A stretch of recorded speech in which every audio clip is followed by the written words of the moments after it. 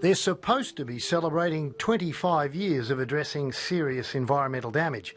But according to National Landcare Network Coordinator Vicky Webb, the Abbott government's pulled the plug on the party.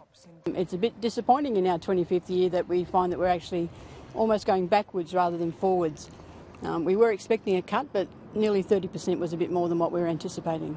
The National Farmers Federation's Rick Farley and the Australian Conservation Foundation's Philip Toyne first sowed the seed of an idea for a practical, hands-on coalition of the willing with the then Prime Minister Bob Hawke back in 1990. We have taken too much from the earth and given back too little. It's time to say that enough is enough.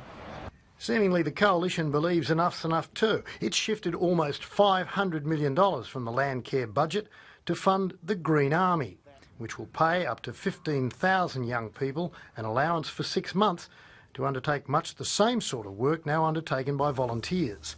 Critics of the changes, like the Climate Institute's John Connor, suggest it's a classic example of fixing something that's not broken. I think we're seeing an effort to do this on the cheap, to protect our environment, but importantly to build the relationships between the farmer and communities in the bush, to assist Landcare, to assist regeneration and to prepare for the impacts of climate change.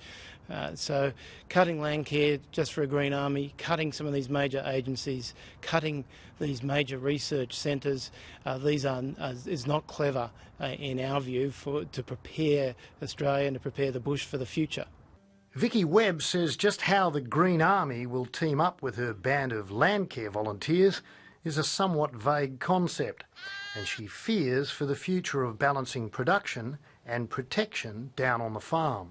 But the overall long-term effect will be that there'll be less projects going on the ground, and therefore there'll be less Landcare groups that will be doing things.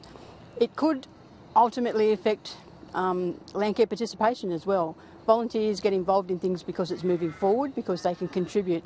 If there's a feeling that they're not contributing and therefore their funding's being cut because of that, then it's hard for people to actually put their hand up and say, yes, we'll continue to do this for the rest of our lives. The Green Army will start mobilising in July.